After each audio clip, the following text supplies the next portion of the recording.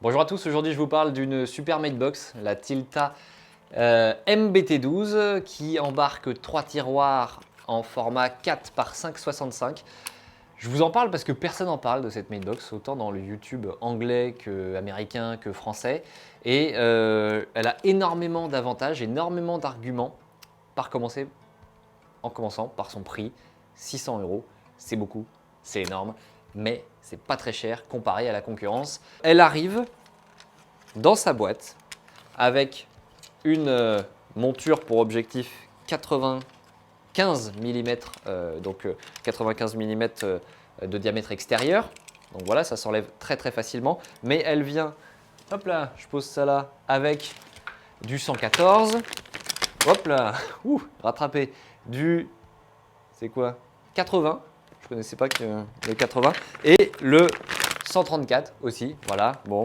Si vous avez des optiques monstrueuses, je ne sais pas, peut-être des zooms ingénieux, elle fonctionnera dessus. Bon, parlons un petit peu de la conception, du carbone, très très très léger, donc avec 3 tiroirs en acier.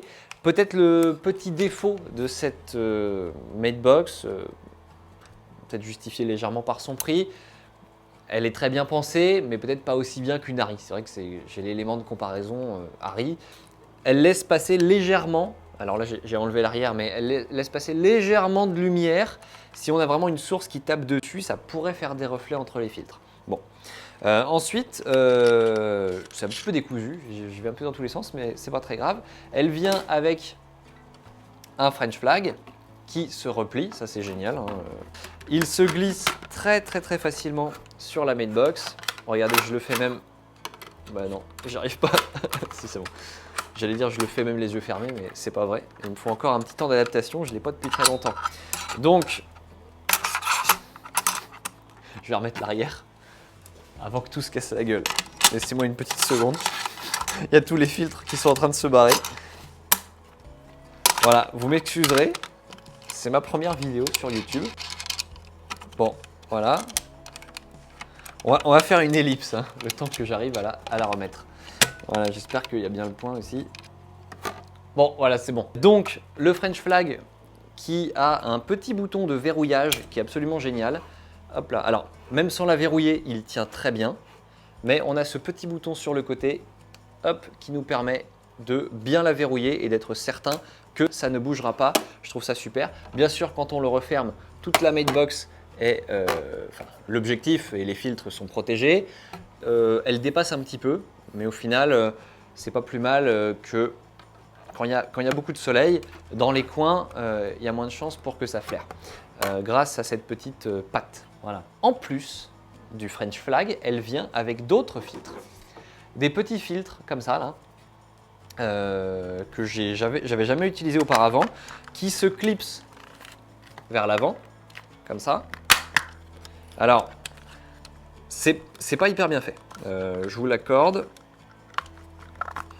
Bah voilà, typiquement. Il faut appuyer comme un barjot pour le faire rentrer. Ça abîme du coup légèrement le côté de la matebox. Bon. Et puis ça prend un peu les traces de doigts. Voilà, c'est bon, c'est tout propre.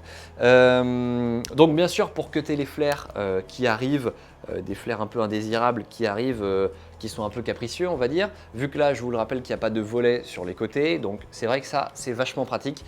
Il y en a beaucoup. Il y en a pour tous les diamètres, pour plutôt toutes les focales, hein, pas les diamètres.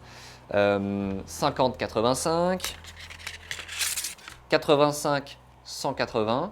Vraiment, c'était vraiment tout petit. Il y a également 16-20 et puis je crois que là-bas il y a 24-28, quelque chose comme ça. C'est vachement pratique. Bon allez, ça ajoute un petit cachet ciné supplémentaire. Voilà, c'est toujours ça, hein, voilà. L'ego des filmmakers seront satisfaits. Mais en tout cas, vous avez vu tout ce que je vous ai montré, c'est un super rapport qualité-prix et c'est pas tout. Il manque, je sors du champ pour vous montrer la dernière pièce qui vient avec. Et alors là, moi je trouve ça génial. Donc vous l'avez compris, c'est une matebox clamp-on, donc on accroche les objectifs dessus.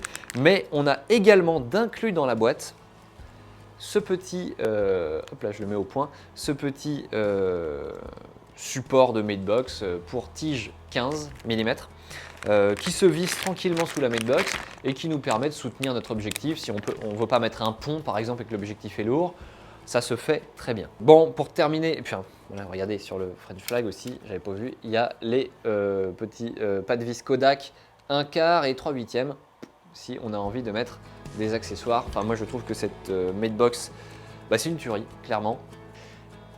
J'espère que j'ai répondu à toutes vos interrogations sur cette matebox. Je vous dis à la prochaine, ciao.